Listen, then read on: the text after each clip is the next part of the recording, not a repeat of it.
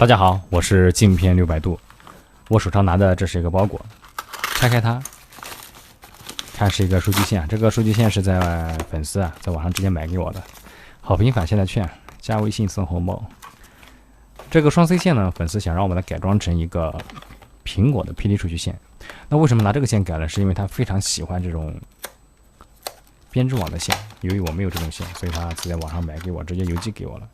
这个线呢，可以改装成苹果的 PD 数据线，加个 PD 快充的头子就可以了。但好多粉丝在私信我，就说普通的 USB 2.0 的数据线可不可以改成加个 C 头，加个 C 口，可不可以改成 PD 的数据线？那是不可以的，因为 PD 的话要充电的话，需要跟手机进行握手。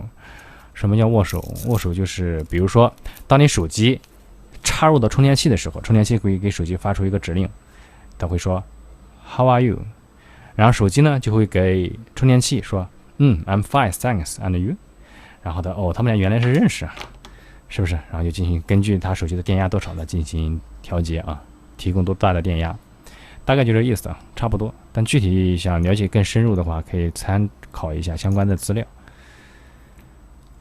这是一个编织网的线，看上去质量还是可以的 ，C 头的话还是非常牢固。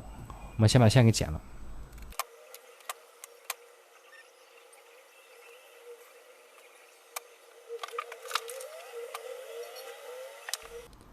好，我们可以看到它里面有6个线芯。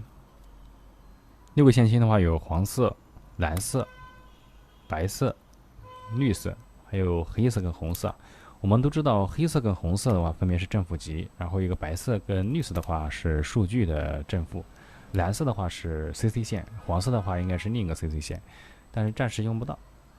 所以我们现在还是来确定一下，看一下是不是这个线序。如果是这个线序的话，我们直接焊接就行了。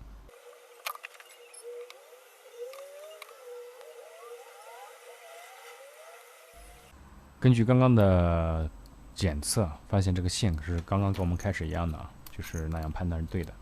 所以接下来的话，我们就把这个线直接焊上就可以了。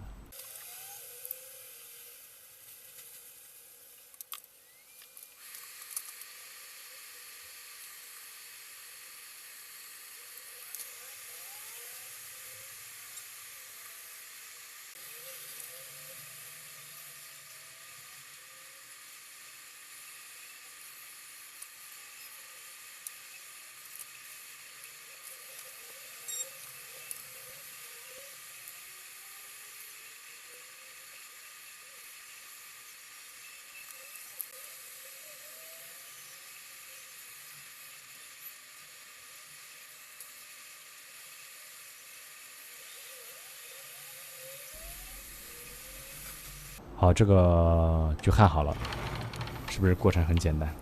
已经固化好了，固化好之后呢，我们这样去扳它的话，它是不会掉的。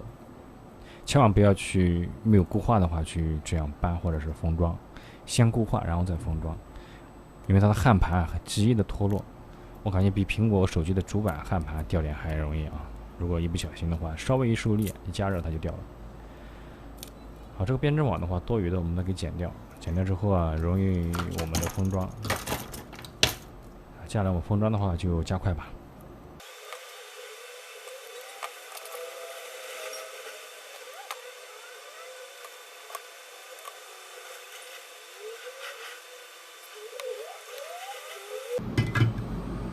好的，这个线就做好了，我们用黑色肉丝款包了一下，这样看上去更美观大方一点。那接下来我们测量一下，看这个线可不可以开启9伏的快充模式。我们打开这个电流表，然后插到这个 C 口里面。我们找个手机来试一下，要支持快充的手机好，可以看到它充气了一下，5伏，看会不会变成9伏。好，可以变成9伏好，感谢你的收看，下次节目我们再见，拜拜。